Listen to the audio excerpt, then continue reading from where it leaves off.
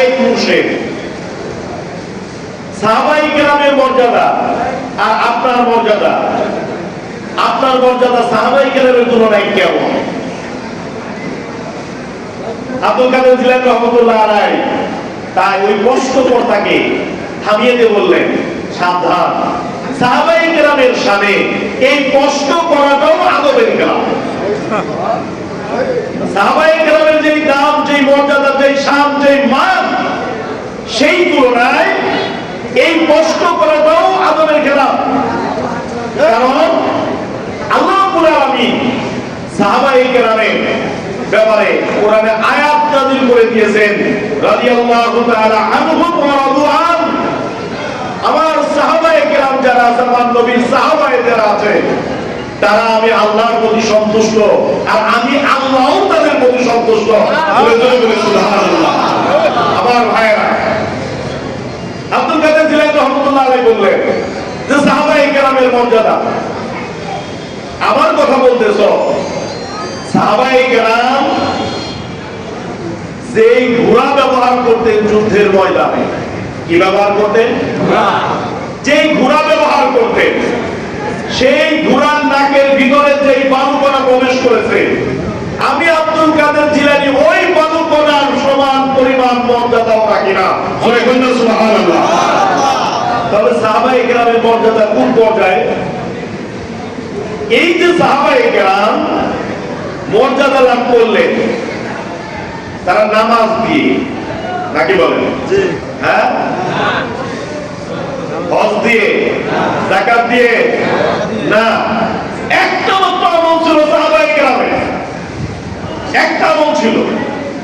সে আমলটা হলো আল্লাহ নবীর সোহবত তারা ইখতিয়ার করেছে। সাহাবা শব্দটাই আসছে সোহবত থেকে, সাহচর্য যারা, সান্নিধ্য যারা লাভ করেছে। আমল বেশি কিছু ছিল না। এমনও সাহাবায়ে কেরাম আছে যে জীবনে এক ওয়াক্ত নামাজও পড়ে নাই, এক ওয়াক্ত নামাজও পড়ে নাই, নবীর সান্নিধ্যে এসে উপস্থিত হয়েছে, ঈমান গ্রহণ করেছে, যুদ্ধের ময়দানে চলে গেছে, শাহাদাত বরণ করেছে। নবী বলেন, ওই সাহাবীর ব্যাপারেও আমার আল্লাহর কথা, রাদিয়াল্লাহু তাআলা আনহু ওয়া রাদু আন। সুবহানাল্লাহ। সোহবত, সোহবত, সোহবত, সান্নিধ্য, এর চাইতে বড় কোনো আমল মানুষের জীবনে হতে পারে না। এটা যে কত বড় আমল, আমরা সেই সোহবতে হাজির হয়েছি। আলহামদুলিল্লাহ, আমরা সেই সোহবতে হাজির হয়েছি। ইয়াকুব নানতুবি রহমাতুল্লাহ আলাইহি, যিনি ভারতের দারুল উলুম দেওবন্দের প্রতিষ্ঠাতা, উনি বলেন যে আমি মসজিদে যখন নামাজ পড়ানোর জন্য যাই, নামাজ পড়ানোর জন্য আমি গিয়ে হাজির হয়েছি, হঠাৎ করে দেখি যে মসজিদটা একটু আলো ঝলমলে হয়ে উঠে। তখন আমি চিন্তা করি যে ঘটনা কি, এমনি তো ভালোই থাকে, হঠাৎ করে আলো হয় কেন? আমি কয়েকদিন লক্ষ্য করার পরে দেখলাম যে একটা ছেলে, ওই ছেলেটা তখন মসজিদে ঢুকে, ঢুকার সাথে সাথে মসজিদের ভিতরে যেন একটা ফোকা, একটা লাইট, একটা আলো ঝলমলে করে উঠে।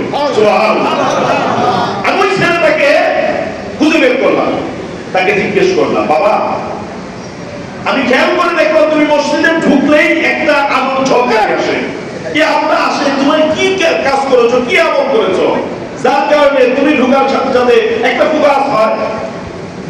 ওই ছেলেটা মাথাটা নত করে দিয়ে ইয়াকুব নানতুবি রহমাতুল্লাহ আলাইহির কাছে বলতেছে, হুজুর, আমার জীবনে কোনো আমল নাই, আমিও খেয়াল করে দেখলাম, আমার আমল নাই, আমিও খেয়াল করে দেখলাম যে হ্যাঁ এইটা হয়, তবে আমি এইটাও খেয়াল করেছি এইটা সেদিন থেকেই হয়, এটা শুধুমাত্র এখানে না, আমি ঘরে প্রবেশ করি সেখানেও দেখি আলো হয়। আমি খেয়াল করেছি এইটা হচ্ছে সেই দিন থেকে যেদিন ইসমাইল শহীদ রহমতুল্লাহ আলাইহি, আমি শুনলাম যে ইসমাইল শহীদ রহমতুল্লাহ আলাইহি আমার বাড়ির সামনে দিয়ে এই দিকে আজকে অমুক জায়গায় যাবেন, আমি চিন্তা করলাম এত বড় একজন আল্লাহর ওলি বুজুর্গ মানুষ, উনি আমার বাড়ির সামনে দিয়ে এই রাস্তা দিয়ে যাবেন, আমি যদি ওনার কাছ থেকে একটু দোয়া নিতে পারতাম, ওনার সামনে যদি একটু হাজির হতে পারতাম, এই চিন্তা করে আমি রাস্তার পাড়ে দাঁড়িয়ে রইলাম। হুজুরের কাফেলা যখন আমার বাড়ির সামনে দিয়ে যায়, আমি দাঁড়িয়ে মন ভরে হুজুরের দিকে তাকিয়ে বলতেছিলাম, হুজুর আমি আপনার জন্য অপেক্ষা করতেছি, আমি আপনাকে একটু দেখার জন্য অপেক্ষা করতেছি। ইসমাইল শহীদ রহমতুল্লাহি আলাইহি ঘোড়া থেকে নামলেন, আমাকে বুকে জড়িয়ে ধরে আমার মাথায় হাত দিয়ে দিলেন, আমার জন্য দোয়া করলেন, আমার কুমার কপালে চুমু খেলেন। ইয়াকুব নানুতুল্লাহ রহমতুল্লাহ আলাইহি বলতেন, হুজুর আমি খেয়াল করলাম যেদিন উনি আমার দিকে তাকাইছেন, আমার মাথায় হাত বুলিয়ে দিয়েছেন, আমার কপালে চুমু খেয়েছেন, আমাকে সিনার সাথে বাদ দিয়ে একসাথে মিলিয়ে দিয়েছেন, তারপরের দিন থেকে আমার চেহারা থেকে আলো বিচ্ছুরিত হয়। এটা হলো সহবতের ফল, এটা সহবতের ফল। শাহ ওলিউল্লাহ মুহাদ্দিস দেহলভী রহমাতুল্লাহ আলাইহির সন্তান ছিলেন আব্দুল কাদের দেহলভী রহমাতুল্লাহ আলাইহি। উনি ফজরের নামাজ পড়ে মসজিদ থেকে বের হচ্ছেন, বের হওয়ার পরে ওনার চোখের সামনে একটা কুকুর পড়েছিল। কুকুর মসজিদ থেকে বের হওয়ার সময় ফজরের নামাজ পড়ে ওই কুকুরের দিকে উনি তাকাইছেন। এই কুকুরটা যখন নাকি অন্য কোনো জায়গায় যায়, দেখা গেল ওই কুকুরের সামনে বাদ বাকি কুকুরগুলো এসে হাঁটু গেড়ে দিয়ে বসলাম। সুবহানাল্লাহ বললেন না? আল্লাহর ওলিদের নজর এইটা, আল্লাহর ওলিদের সহবত এইটা। মানুষের জীবনে অন্যতম শ্রেষ্ঠ দামি আমল আল্লাহর ওলিদের সান্নিধ্য, সাহায্য, সহবত, এটা অন্যতম দামি আমল। আল্লাহ নবীর শাহাদাতে ছিল উস্তুনে হান্না, একটা শুকনা কাঠের টুকরা, কাঠের টুকরা, খেজুর গাছের খণ্ড। উস্তুনে হান্না একটা শুকনা খেজুর গাছ। নবীর সংস্পর্শে সহবত এখতিয়ার করার কারণে এই শুকনা কাঠের টুকরাটাও জান্নাতে যাওয়ার উপযোগী হয়ে গেছে। এর নাম হলো সহবত, এর নাম হলো সহবত, এর নাম সহবত। এই জন্য আল্লাহ রাব্বুল আলামিন আমাদেরকে সেই আপন শায়েখ মুর্শিদের সহবতে আমাদেরকে হাজির করে দিয়েছেন। দামি জিনিসের সহবতে যে জিনিস থাকে সেটা দামি হয়ে যায়। আমি মাঝে মধ্যে বলে থাকি যে একজন মানুষ সৌদি আরব থেকে এসেছে, এমন একটা জায়গায় সে কাজ করেছে, ভালো একটা পজিশনে চৌকিতে কাজ করেছে।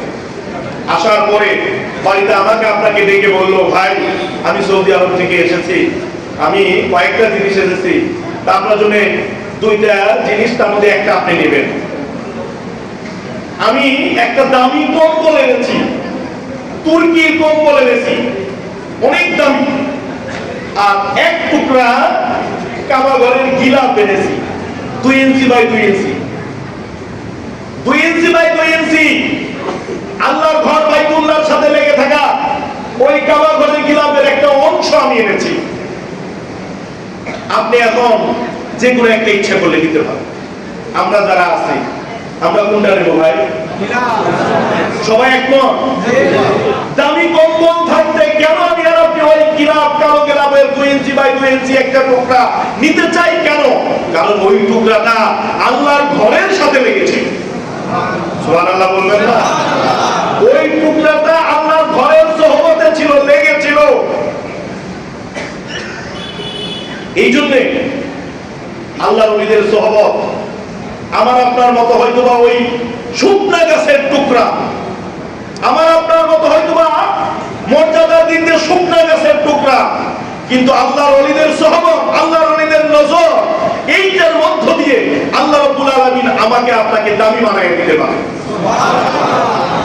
এজন্য আমরা চেষ্টা করব এই সহবত এখতিয়ার করা। আল্লাহ যেন তৌফিক দান করে। সবাই আমিন। আমরা আজকে হাজির হয়েছি মানিকগঞ্জবাসী, সামনে আমাদের বিশ্ব ইজতেমা, সামনে আমাদের বিশ্ব ইজতেমা। আমরা সেই বিশ্ব ইজতেমাকে সামনে নিয়ে মানিকগঞ্জের প্রত্যেকটা জায়গায় এমন কোন গ্রাম থাকবে না যেখানে আমরা বিশ্ব ইজতেমার দাওয়াত, আমাদের এই চিশতিয়া সাবিয়া তরিকার দাওয়াত, আমার মুর্শিদের কথা, আমার মুর্শিদের দাওয়াতগুলো আমরা প্রত্যেকটা জায়গায় পৌঁছে দেব। যেমন ইনশাআল্লাহ। আমরা কেন দামি, কেন আমরা দামি? এই দাওয়াতটা আমরা পৌঁছে দেব, এজন্য আমরা দামি। কুনতুম খায়রা উম্মাহ উখরিজাত লিন-নাস তা'মুরুনা বিল মা'রুফ ওয়া তানহাউনা আনিল মুনকার। তোমরা শ্রেষ্ঠ উম্মত, তোমরা মানুষদেরকে বের করে নিয়ে আসবে আল্লাহর পথে, তোমরা মানুষদেরকে বের করে নিয়ে আসবে, তোমাদেরকে এই জন্যই শ্রেষ্ঠত্ব দেওয়া হয়েছে।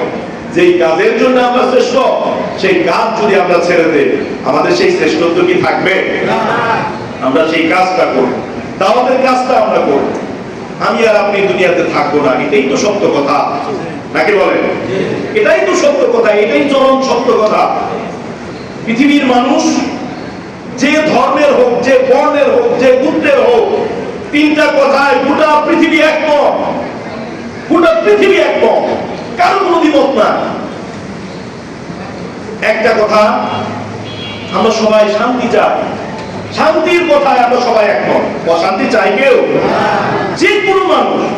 ওই যে দেখেন বোম ফেলে মানুষদেরকে হত্যা করতেছে, যে বোম ফেলতেছে ওরা জিজ্ঞেস করে শান্তির জন্য বোমা মারো নাকি করে?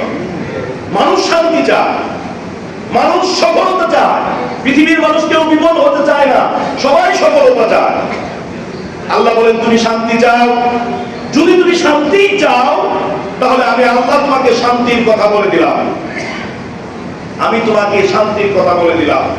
শান্তির জন্য যদি চাও, আলা বিযিকরিল্লাহি তাতমাইন্নুল কুলুব, যদি শান্তি চাও, অন্তরের প্রশান্তি চাও, আত্মার শান্তি যদি তুমি চাও, আল্লাহর জিকিরের মধ্যে লিপ্ত হয়ে যাও। সুবহানাল্লাহ। সফলতা যদি পেতে চাও, আল্লাহ বলেছে ওয়াজকুরুল্লাহ কাসীরান লাআল্লাকুম তুফলিহুন, আল্লাহর জিকির করো। কতটুকু জিকির? কাসীর, অত্যধিক পরিমাণে। লাআল্লাকুম তুফলিহুন, এখানে লাআল্লাকুম মানে সম্ভবত নয়, এখানে লাআল্লাকুম মানে অবশ্যই তুমি সফল হতে পারবা। জোরে বলুন সুবহানাল্লাহ। এজন্য এই যে জিকিরের কথা, আর একটা বিষয়ে মানুষ একমত, এই পৃথিবী থাকার জায়গা না, এই পৃথিবী থেকে একদিন চলে যেতে হবে।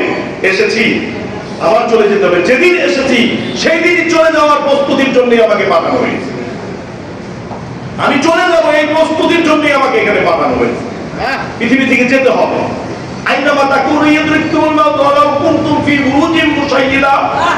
আল্লাহ বলেছেন কোথায় পালাইবা, কোন দুর্গের ভিতরে তুমি তোমার স্থান নিবা। পৃথিবীর এমন কোন দুর্গ তৈরি হয় নাই যেখানে তোমাকে বাঁচিয়ে রাখতে পারে, তোমাকে যেতে হবে। কুলিন্নাল মাউতাল্লাযীনা তাফিরুনা মিনহু ফাইন্নাহু মুলাকীকুম সুম্মা তুরাদ্দুনা ইলা আলিমিল গায়বি ওয়াশ শাহাদাতি ফাউনাব্বিউকুম বিমা কুনতুম তা'মালুন। আল্লাহ বলেছেন তুমি কোথায় যাও, একটা কদম তুমি ফেলতে পারবে না সামনে। ওয়াইদা জাআজালহুম লা ইস্তাখিরুনা সাআতাও ওয়া লা ইস্তাকদিমুন। আল্লাহর পক্ষ থেকে যখন মৃত্যুর পরোয়ানা এসে যাবে, একটা কদম তুমি সামনে বাড়াইতে পারবে না, জায়গায় তোমাকে ব্রেক করে দেওয়া হবে। তুমি মোটর সাইকেলে হাইড্রোলিক ব্রেক চালাও, তুমি মোটর সাইকেলে এবিএস ব্রেকিং সিস্টেম তুমি চালাও, এর চাইতে শক্ত ব্রেক আল্লাহ রাব্বুল আলামিন আযরাইল আলাইহিস সালামের কাছে দিয়েছেন। এবিএস তো তাও 2-1 মিটার সামনে যায়, আল্লাহ বলেন আযরাইলের কাছে এমন ব্রেকিং সিস্টেম তোমার ব্যাপারে আমি আল্লাহ দিয়ে দিয়েছি, যে ব্রেক আযরাইল যখন টেনে ধরবে তুমি 1 ইঞ্চি পরিমাণ জায়গা সামনে দাঁড়াইতে পারবে না, বাড়াইতে পারবে না তুমি সামনে। মৃত্যুর কথা দেখো, দুনিয়া থেকে চলে যেতে হবে। এই যে চলে আমরা যাব, চলে আমাদেরকে যেতে হবে, চলে যাওয়ার আগে কিছু কাজ করে যেতে হবে না? বলেন যেতে হবে না? এই যে আমরা বায়াত হয়েছি, আমরা বায়াত হয়েছি, আমাদের বায়াত হওয়াটা কি আমরা বায়াত হয়ে ঠকছি না জিতছি? সবাই একমত? ভাই যেই কাজ করে মানুষ জিতে, সেই কাজ তো সে আরো অন্য মানুষকেও বলে। যেই কাজ করে মানুষ জিতে, সেই কাজ তো তার পরিবারের মানুষকেও বলে, সেই কাজ তো তার পরিবারের মানুষকেও বলে। তবে আমরা যে কাজ করে জিতলাম, আমাদের সেই জিতার সিমটম গুলো কোথায়, লক্ষণ গুলো কোথায়? আমি যদি মনে করি যে হ্যাঁ আমি বায়াত হয়ে জিতেছি, তাহলে আমার সন্তান কোথায়, আমার ছেলে কোথায়, আমার ভাই কোথায়, আমার বন্ধু কোথায়, আমার পরিবার কোথায়? আল্লাহ যে বলে দিলেন ওয়া আনফুসাকুম ওয়া আহলিকুম নারা, তুমি নিজে বাঁচো, তোমার পরিবারকে বাঁচাও। শুধু কি এখানে বাঁচার কথা? শুধু বাঁচো না তো, এটা আল্লাহর একটা কথা। তুমি যেটাকে ভালো মনে করেছো সেইটা তোমার পরিবারের জন্য ভালো মনে করো। ওয়া আনফুসাকুম ওয়া আহলিকুম নারা, তুমি যেটাকে নিজের জন্য উপযুক্ত মনে করেছো সেইটা তোমার পরিবারের জন্য উপযুক্ত মনে করো। তোমার আহাল যারা আছে তাদের উপযুক্ত মনে করো। তুমি যেটাকে ভালো মনে করেছ সেইটা তোমার পরিবারের জন্য ভালো মনে করো, যেটা তুমি নিজের জন্য ভালো মনে করেছ সেইটা তোমার আরেক ভাইয়ের জন্য ভালো মনে করো। তাহলে আমরা যে মনে করলাম যে আপন শাইখ মুর্শিদের হাতে হাত দিয়ে বায়াত গ্রহণ করে আমরা জিতেছি, আমরা ভালো কিছু পেয়েছি, ভালো কিছু পাই যদি মনে করি, তাহলে আমার সন্তানকে কেন আমি নিয়ে আসি না? কেন আমার ঘরের ভিতর আজকে জিকির নাই? জিকির করে যদি আমি সফলই মনে করি, তাহলে আমার ঘরে জিকির নাই কেন? নিজের মনকে একটু প্রশ্ন করা উচিত না? বলেন উচিত না? আমরা এই যে আজকে আসছি আপন শাইখের সান্নিধ্যে, মুর্শিদ কেবলা, অনেক সময় মুর্শিদ কেবলা যখন হাজির হয় আমরা দৃষ্টি এদিকে থাকি, মুর্শিদ কেবলা উপস্থিত কথা বলে মুর্শিদ কেবলার কথাগুলো আমরা শুনি। একটা কথা আমাদের এই তরিকার জগতে, আমাদের, আমি ছোট মানুষ, ভুলভাবে ক্ষমা চাই, আমার কাছে মনে হয় পীর নিজে পীর, পীর নিজে পীর, পীরের কথা মুরিদের কাছে পীর। ভুল বললাম? যতক্ষণ পর্যন্ত এই মানসিকতা না আসবে ততক্ষণ পর্যন্ত হয়তোবা আমাদের জন্য কোনো জায়গায় একটু গ্যাপ থাকবে, হয়তোবা কোনো জায়গায় আমাদের জন্য গ্যাপ থাকবে। পীর আমার কাছে পীর, পীরের কথা আমার কাছে পীর, পীরের নির্দেশ আমার কাছে